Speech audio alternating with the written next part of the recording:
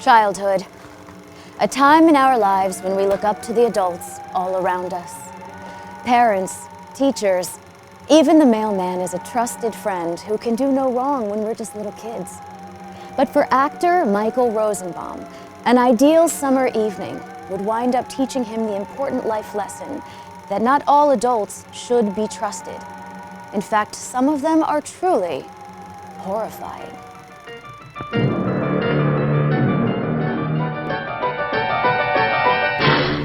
So my parents, they used to send me off to see my grandparents in the summers, and I'd stay at this bungalow colony with them up in the Catskill Mountains. And, we'd be by the pool and hanging out and just loads of fun during the summer.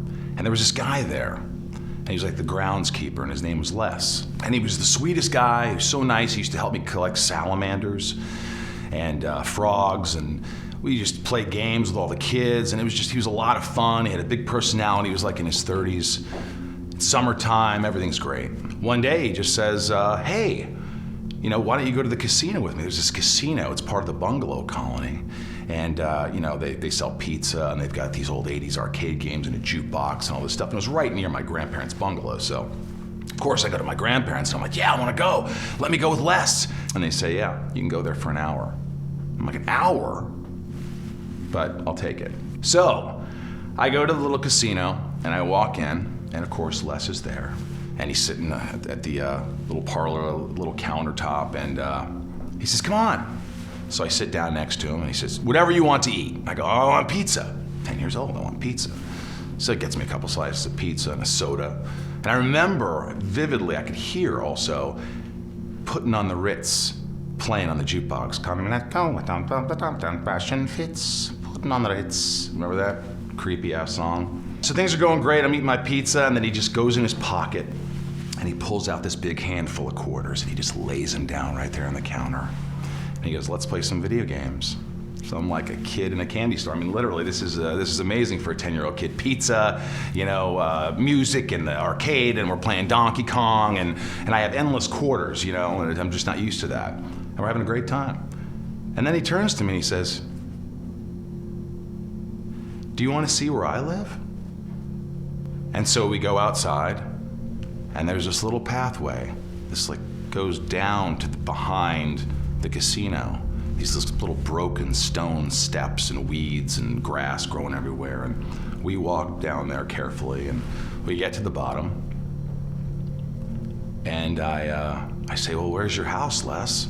And he says, it's right behind you. And I turn around, and I see this garage door, this big garage door. And I'm like, you live in a garage, man? And he's like, yeah, I know, it's really cool, come on.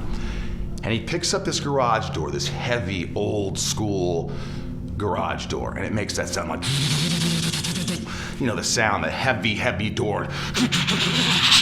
And the chains rattling. And I could see it's just black in this huge garage that goes so deep into the casino. And he flicks on a light, and I see his bed, like a mattress in the back right corner. It's kind of like, you can see some pillows scattered around and broken chairs and tables, and it's just messy. And in the back left corner, I see a little lamp, and I see a couch that's kind of ripped up, this orange ripped up couch, and this lazy boy, and just magazines scattered around. And he says, come on. So I walk in there, and he shuts the garage door behind me.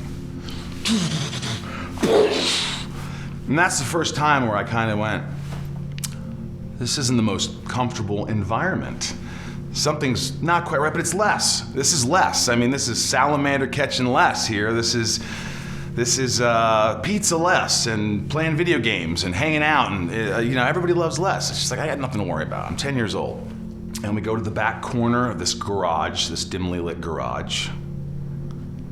And I sit on the couch, and he sits on his lazy boy, and he pulls out this magazine. He starts looking at this magazine. He goes, oh man. He goes, come here, check this out.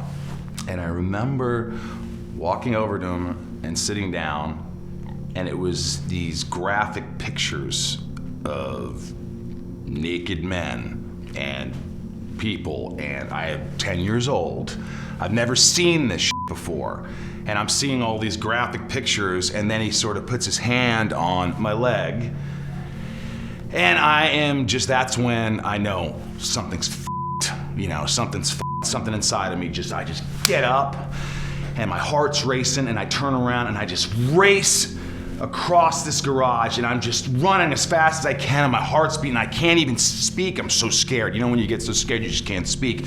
And I get to the garage door, and I'm just rattling it, and I'm just grabbing this door, and I'm trying to turn the knob, and I'm trying to get out, and I just hear in the back, "Hey!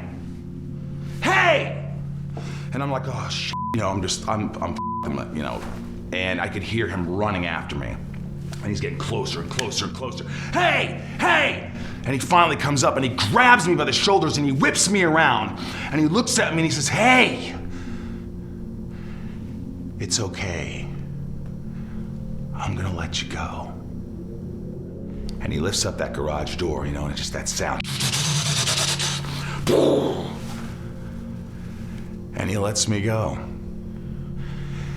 And I was f***ing horrified.